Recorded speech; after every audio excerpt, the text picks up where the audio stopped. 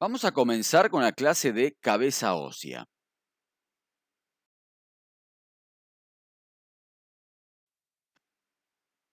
Y a esta cabeza ósea se la divide en dos porciones, que una contiene el encéfalo, que es el cráneo, y otra está destinada para alojar la mayor parte de los órganos de los sentidos y a sostener lo de la masticación, que corresponde a la cara.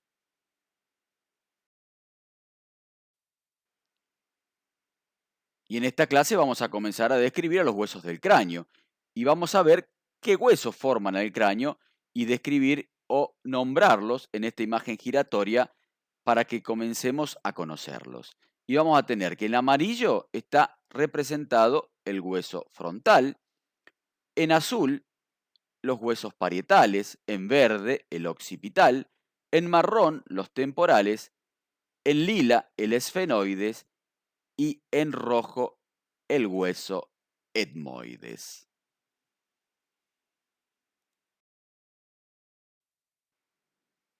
Y estos huesos del cráneo, como hablamos anteriormente, son en número de 8 y tenemos 4 impares y 2 pares. Los impares son el frontal, el occipital, el etmoides, el esfenoides y los pares son los parietales y los temporales.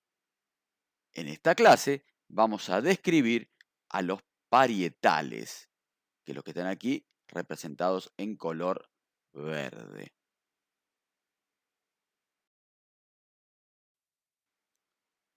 Este hueso parietal es un hueso plano, par, asimétrico, ubicado por detrás del frontal, por arriba del temporal y delante del occipital. Tiene forma cuadrilátera que para su estudio presenta dos caras, cuatro bordes y cuatro ángulos. Las caras son externa o exocraneal, interna o endocraneal. Los bordes son frontal o anterior, occipital o posterior, parietal o superior y escamoso o inferior. Mientras que los ángulos son frontal o anterosuperior, esfenoidal o anteroinferior, occipital o posterosuperior y mastoideo o posteroinferior.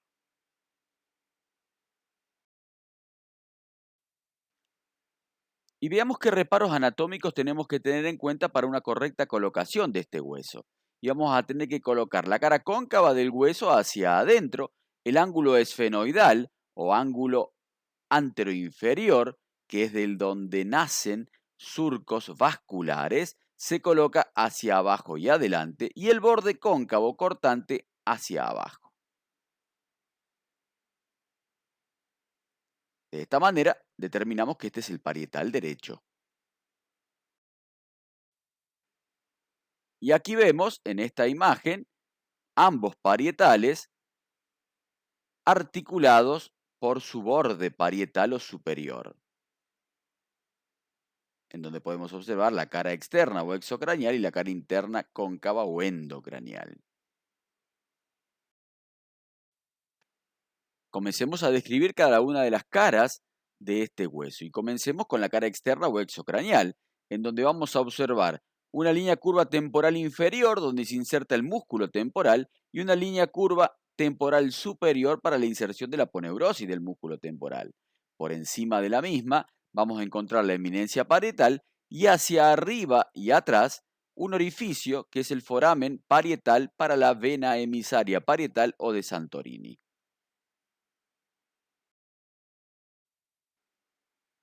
Describamos ahora la cara interna o endocraneal.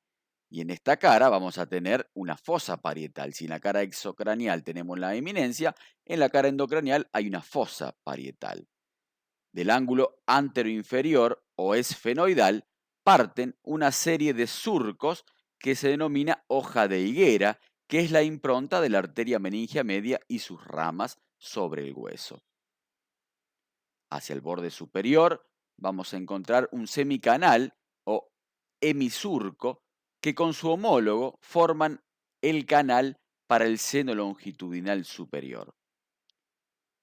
Hacia atrás encontramos el agujero o foramen parietal, para el cual pasa la vena emisaria parietal o de Santorini, y podemos encontrar una fosita granular para las granulaciones aracnoideas, que son los corpúsculos de Paccioni, que es donde se va a absorber en estos corpúsculos de Paccioni, es donde se reabsorbe el líquido cefalorraquídeo hacia el seno longitudinal superior.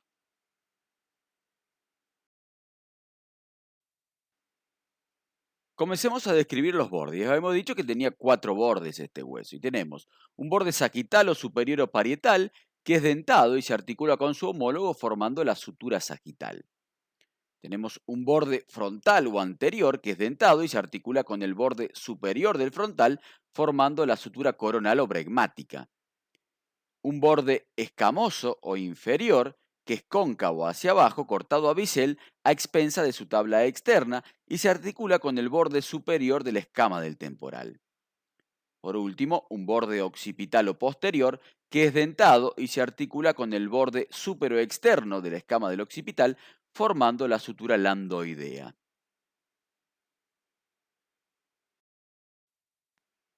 Por último, veamos los ángulos. Y teníamos un ángulo frontal o anterosuperior que se articula con el frontal y el parietal opuesto, formando el bregma.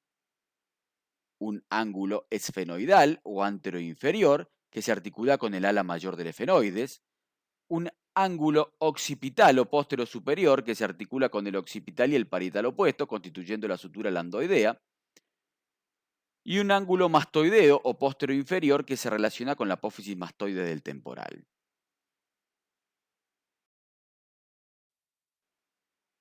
Veamos ahora a este hueso en anatomía en imágenes. Y en esta radiografía de cráneo lateral vamos a poder observar al hueso parietal, a la eminencia parietal, al borde superior o sutura sagital o parietal, al borde frontal anterior que es dentado y forma la sutura coronal o bregmática, al borde occipital o posterior dentado donde forma la sutura landoidea.